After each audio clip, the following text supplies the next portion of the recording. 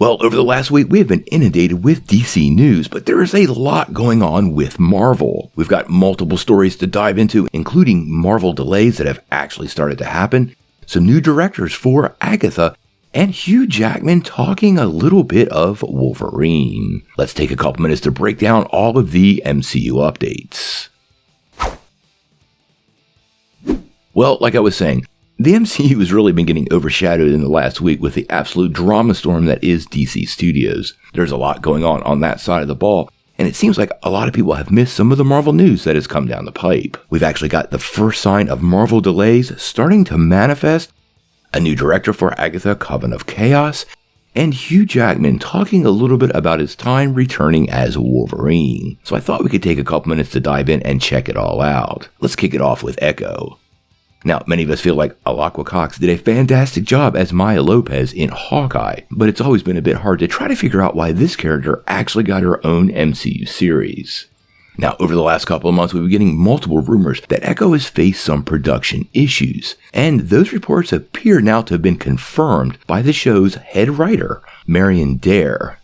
Now, recently, she was talking to the Writers Panel podcast, and talked a little bit about Echo and when we expect it to premiere. During the podcast, she said it was actually about a year from this podcast when it'll come out, suggesting that original summer 2023 release date now looks much later in the year, more than likely November or December, so about a 6-month delay.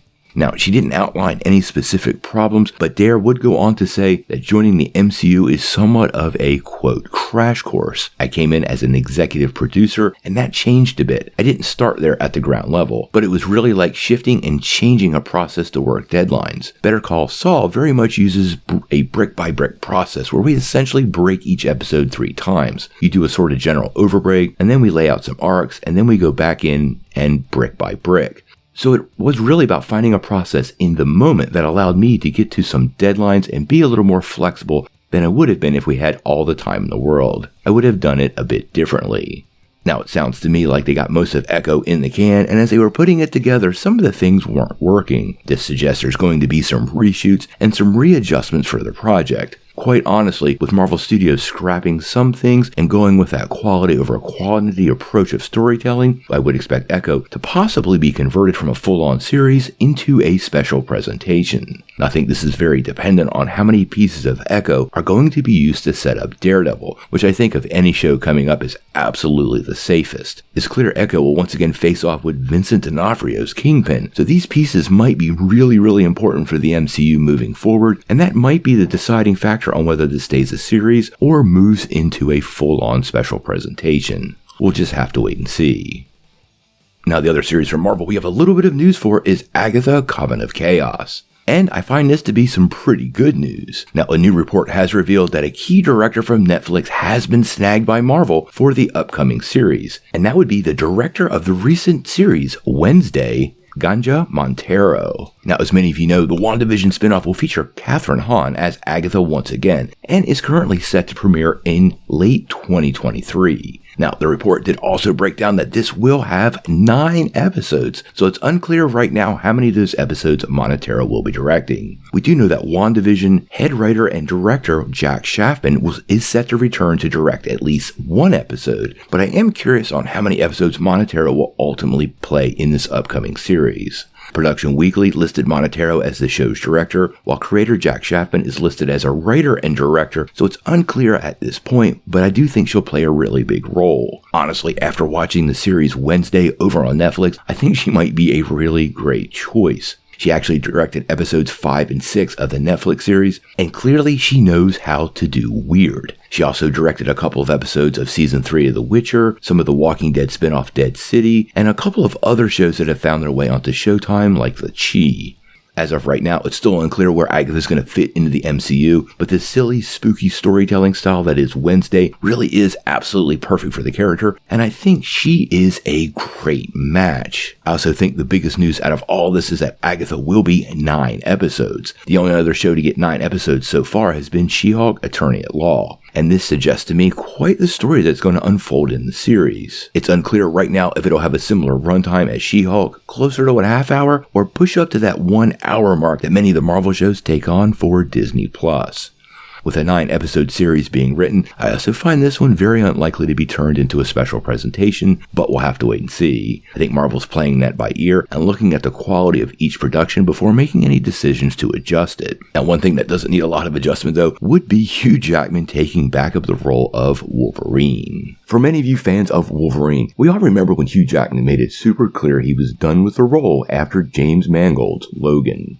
It was a fitting end to a great run with the character, but we have learned over time that you never say never when it comes to the movie business, and once again the Australian actor is set to suit up once again as Wolverine in Deadpool 3.